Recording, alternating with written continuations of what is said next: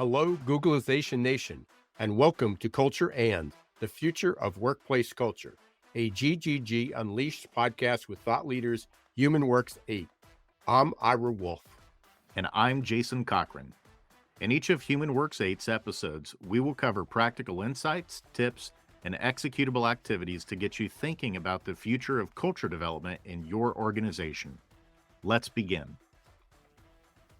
Welcome, friends. My name is Shawn, and I'm the Thought Catalyst with Humanworks8. And you are listening to Culture and the Future of Workplace Culture, part of the GGG Geeks, Geezers, Googlization Unleashed series. And remember, now that I'm unleashed, let's fly. I hope you join me each and every month as we think about culture and people, culture and strategy, culture and teamwork, culture and mattering. If you're a business founder, HR leader, or simply passionate about strong organizational culture, join me in wondering about what's ahead to build strong business cultures that spark engagement and align people around shared values and purpose. I promise you'll leave every month with some new thoughts and some tangible tools to guide your cultural journey and aid in bringing this thing we call aliveness to your organization. Are you ready to bring work to life and life to work? I am. Let's go. You might have heard Sarah Marshall, a member of the Humanworks team, join me in episode 5.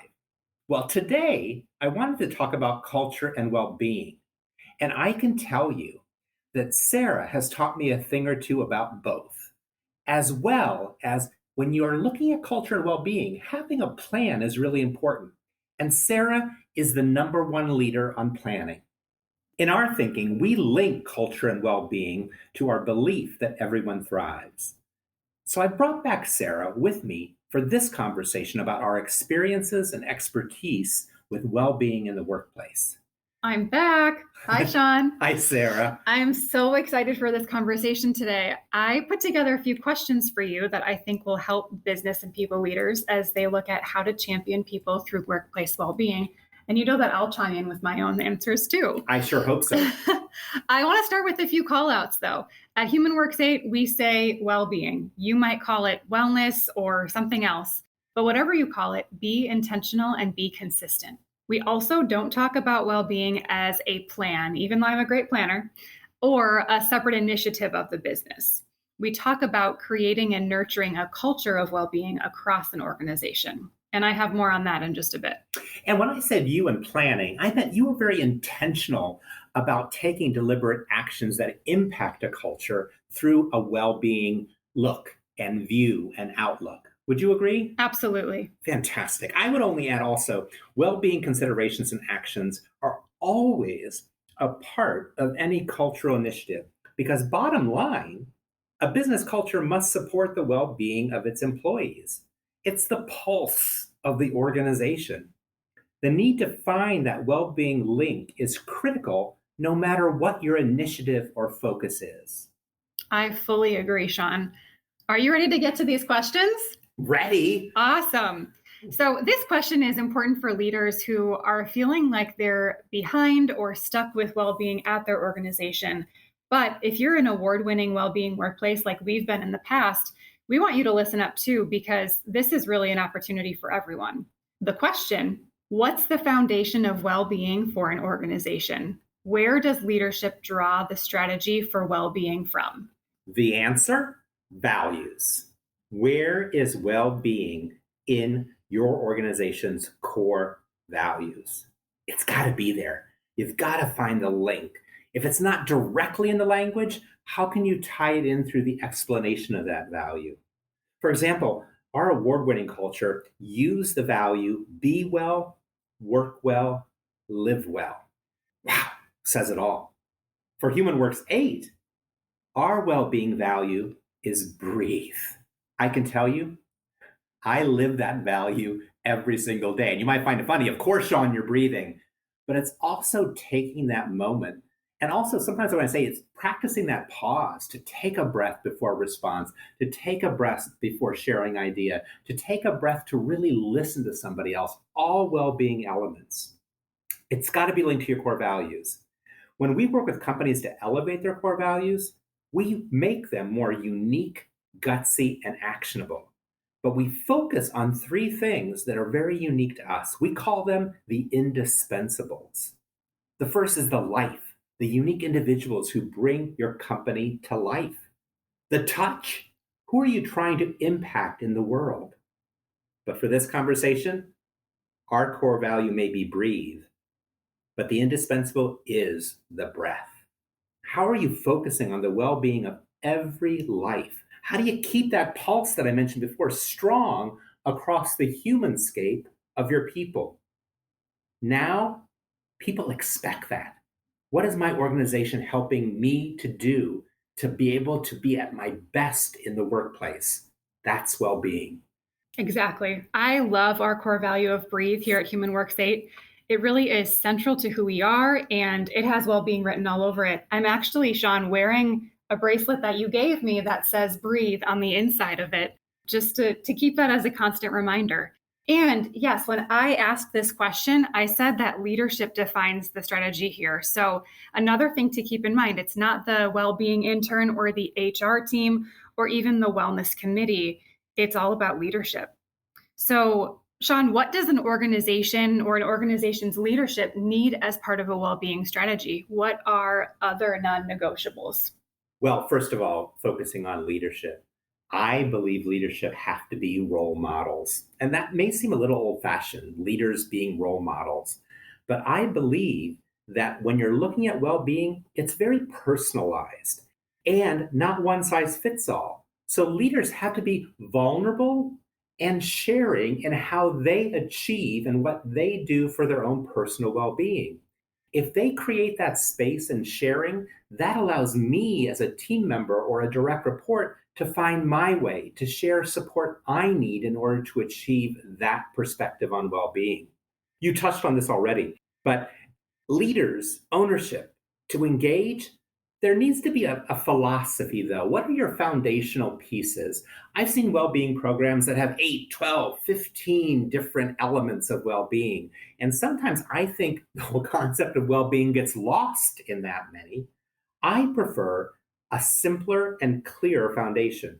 The one we use, I know you're familiar with it, we call it our 4 pillars: purpose, balance, nutrition, and movement. That sums up all of it. When I think of it, if I can think about my own personal life and what I need for my well-being, it comes around my sense of purpose. What parts of my life need balance, whether it's financial balance, spiritual balance, just life balance. Maybe it's a fitness balance. And then nutrition and movement. What are you doing? What do I need for my own healthy nutrition? And what does movement to keep my body active look like for me? But one thing I don't need, don't incentivize me to be well. No more incentives. When I feel like I can earn a gift certificate for doing a walk, that's not going to stay with me. I need to find my own personal way into that. One thing I use a lot is I use that whole choose your own adventure approach. I think well-being is an ongoing, lifelong adventure. And I know times in my life, I try different things along the way that suit me in that moment. It's not going to be a gift certificate. It's going to be something that links to my purpose, my own personal values that drives me to take deliberate action. So no wellness points for you, Shawn? Oh, please stop counting points. Well, I bring that more tactical perspective too. And I think it also needs activations that teach and empower. I think a wellness strategy needs some sort of ambassador, envoy, or champion to really bring well-being to life, bring engagement to life. It needs some celebration. And I also like to add family considerations or who's at home with you. One story that I want to share to expand on this comment about leaders owning well-being. Shawn, I don't know if you remember this story, but we were in a room with about over 50 directors, VPs, you name it. The business owners at this organization wanted this meeting. They wanted this meeting quarterly, and they were present at this meeting. And we were talking about well-being. I specifically remember one individual, one of these leaders from revenue management, maybe, so a numbers guy, sitting there kind of looking at everybody and kind of interrupted and said, hey, think about how expensive this room is, how much it costs for all of us to be in this room right now, having this conversation about well-being. He said, I'm not going to do the math here, but I would guess that based on the amount that this meeting is costing us, well-being is really important here at this organization. So that story will always kind of stick with me. There was no number crunching done. We didn't look at it from that perspective, but the leaders really began to recognize that well-being was an imperative at the organization. And that was a huge moment for me.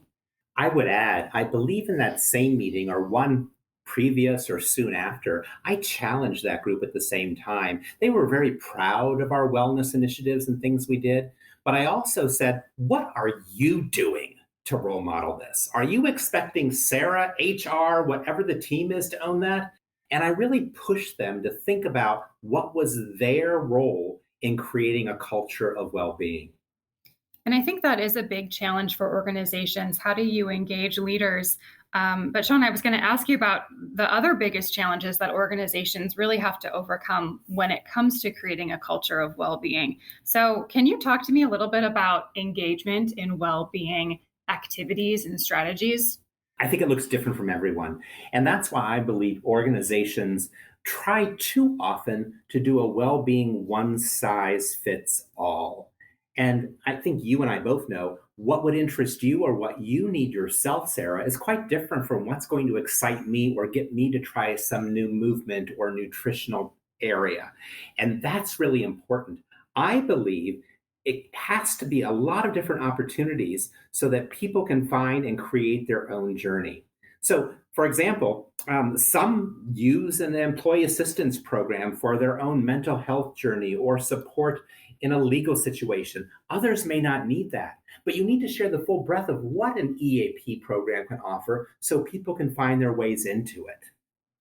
It is hard to put yourself in someone else's shoes to figure out what exactly they need for well-being. So I think about how can well-being initiatives work for people with varying physical abilities, mental illness, pregnant women, nursing moms, caregivers, you name it. How is well-being different across race or ethnicity, across age, gender? That's a big challenge that organizations face. And this is where that different entry points come in is really critical. Having different offerings across those pillars of purpose, balance, nutrition, and movement. Financial investment is also, it shouldn't really be sort of a myth. Financial investment in an organization's well-being, that is. So creating and modeling well-being in the workplace does not have to break the bank. In fact, it really shouldn't. Being well doesn't mean that everyone gets a free lunch, a treadmill desk, and a fitness tracker, right? I mean, that would be nice, but I remember being told to spend more money. It was, we want to invest more in well-being, and how do we do that? That was actually a challenge for me. And I think it starts with relationships, connection, and some basic goal setting. And then you can figure out where to spend some money if you have it and if you want to. But I don't think it needs to be a significant investment up front. Would you agree, Shawn? I would agree. In the well-being community, there are so many people with well-being expertise that think abundantly about sharing that with people because people in that community want to help people. It's not necessarily, yes, do I believe they should be compensated fairly? Yes, but at the same time, it's such a give back community that I know you did such great outreach in the community to find people that really just wanted to share best tactics to help others do a better job in thriving in their life. Definitely. I'm excited to talk more about this next question, Shawn. What has been the most effective well-being strategy that you have been a part of? Well, looking back, there is one when people ask me that question or they say, what is something that we could try or do? And everybody wants something they've never heard of. And I have to go back to something, and I don't know who named it this. It was probably you, Sarah. We called it 5252. Why 5252? Well, what it started was around back thinking when I challenged those leaders about their role in the culture of well-being at the organization. And I said, no more leaders. No more is Sarah responsible, is Shawn responsible, is HR responsible, is a certain committee or team. I said, beginning next week, Someone in this room is responsible. And guess how many people were in that room? About 52. And I said, moving forward, every week, one of you leaders is going to own that week of well-being. And you are going to role model, teach, share, be vulnerable about what do you do to support your own thriving in life and in the workplace. And I can tell you, at first, there were a lot of dumbfounded stares, like, what? What, my well-being? But then I could see people light up and say, wow, this gives me as an opportunity as a leader to live our core value around being well, working well, and living well, and then sharing and sort of breaking down my defenses to create a safe space for others to join in, to learn from, to create their own path and journey into their well-being. It was fantastic. And I bet you're going to share a little bit more around what some of those initiatives and some of those weeks looked like. We were just talking last week about how that 5252 initiative created connections with the CFO at the organization, who, of all things, was a scrapbooker. We also had workshops and sessions focused on knitting, on canning jams, on all sorts of different things around those different pillars of purpose, balance, nutrition, and movement. And one of the outcomes that I really loved from 5252 is the also very originally named 1212, which followed a year later. It was a result of team members across the organization seeing these leaders take a step forward and really teach, engage, share their knowledge and their passions around different areas of well-being. Team members were stepping up and they were saying, how could I participate in that? I'm not in a director level role, but I could share something about how I paint, or I could share something about how I read music. And I think that was almost the best part about that initiative. But I do think we have to get better with maybe naming those initiatives. I don't know. I like simple and clear is better. And I think that can give everybody that's listening, 5252 was a big jump. We had something new each week, and that may be a lot to take on. You might start with a certain group of leaders or certain teams and make it once a month, a 12-12 kind of view, or even every 2 months. The first year you do 6. But I do think you'll find it'll be like a well-being snowball that'll keep collecting and growing, and more people will be able to see themselves as role modeling well-being in the workplace. That really changed our culture. Bottom line, it was never the same again. That's right. It really did change our culture. I also really loved working on the annual well-being celebrations. They were sort of like the Super Bowl of well-being, culminating many activations, vendors, components of the philosophy, and family, all into one engaging celebration. One favorite part was seeing executives bring their families and try things outside of their comfort zone, like pound with drumsticks on yoga mats, or trivia. It also gave spouses the chance to connect one-on-one with members of the benefits team. And sometimes that is so critical because the spouse is the one managing finances or health records or paperwork. And we, in fact, just heard a story from a client about that, where an individual from the HR team was helping a family member of an employee through a very tough end of life benefits navigation. So being able to connect with family members is a really big deal for well-being initiatives. And it really aligns around many people's reason for well-being and purpose. It's to really support and to be there for families, partners, loved ones. That is a driving force in many people's lives. So I'm glad you emphasized again the family, and having some celebration activity where the family gets to come to work and celebrate in that well-being atmosphere. Sarah, you've been asking me a lot of questions. How about I ask you one? Sure. What do you think is missing from well-being strategies, or something you think could really elevate well-being at any organization? That's a great question. So let me circle back to something I mentioned in the very beginning of this episode. We've been talking about creating a culture of well-being with these ideas in mind. But maybe you're at a point in your culture where well-being is pretty good. People are engaged. You have some good programming and initiatives in place. But let me ask this. Have you reviewed your employee handbook through a well-being lens? Think about time off, bereavement, business travel policies. Does your recognition program champion people who are modeling healthy choices? Or perhaps those who stay up really late sending emails and never really take a lunch?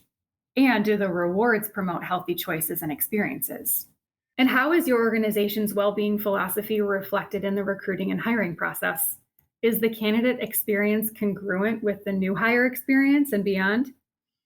These questions are just examples of how you can continue to make well-being part of your organization's culture.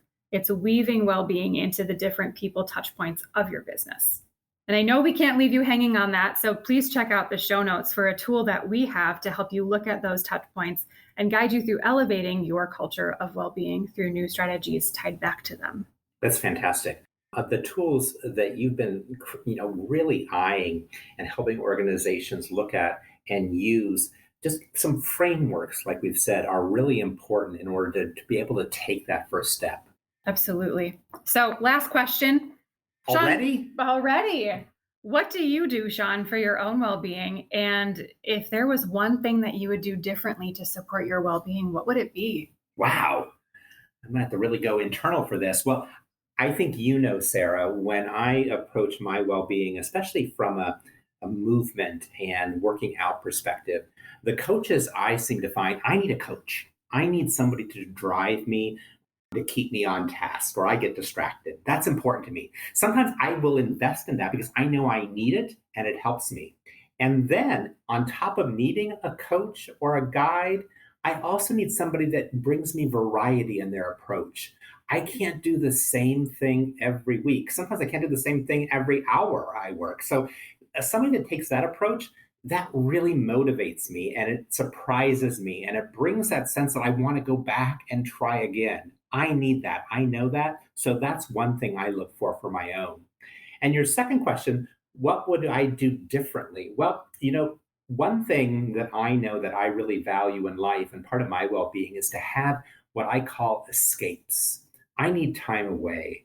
And sometimes I get tied down in business so much and thinking so much that I use a lot of escapes. I hold on to my value close, but I always think, where can I find, even if it's a 5-minute escape, or it doesn't have to be necessarily a week, but find those moments where I can escape into something else, get my mind off things so I can come back and be in a better place, more focused. Those are two things that come to mind. Those escapes are really important. And I laugh because you said you need variety in your well-being.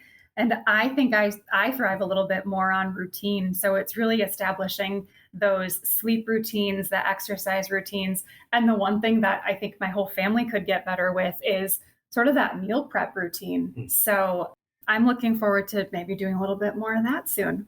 I'm sure I could learn more from you about that. Somebody asked me today, what is my least favorite meal of the day? And I knew when I answered it, it was totally against most well-being thinking. It's very controversial. Because I said, I don't like breakfast. I don't make time for it. And I know that is critical for my body. So I need to work on that. So there's another improvement. And a great well-being activation idea, making breakfast or preparing breakfast as a team, as a group. I love that. Well, Sarah, thank you for being here today. I can't thrive without you. I believe you know that. But I am grateful for all of your passion and energy around well-being and part of our 8 philosophy around everyone thriving. Thanks, Shawn. I had a lot of fun today. I could talk about well-being for hours, so you'll have to kick me out. Never. Let's keep talking. But if you want to keep talking, reach out to continue this conversation. You can find myself or Sarah on LinkedIn. I'm Shawn at Humanworks8.com and Sarah, Sarah, at Humanworks8.com. And then just go on to Humanworks8.com for other real-life examples. I look forward to every month focusing on a new culture and topic. And if I got you wondering about everyone thriving and culture, I encourage you to keep it going on LinkedIn. I also, every Wednesday, I wonder about something. I call it Wondering Wednesdays. I would love you to join in on that dialogue. Sometimes it's a client challenge, sometimes it's been about well being and balance. Sometimes it's just like we talked about specific client examples today from a meeting this morning. Come wonder with me and see you next month on Culture and the Future of Workplace Culture. That's it for today's episode. Thank you for tuning in and learning about the future of workplace cultures. We'll be back next month with Humanworks8 for another episode. But until then, please visit their website for additional resources at humanworks8.com. Until next time, don't let the shift hit your plans.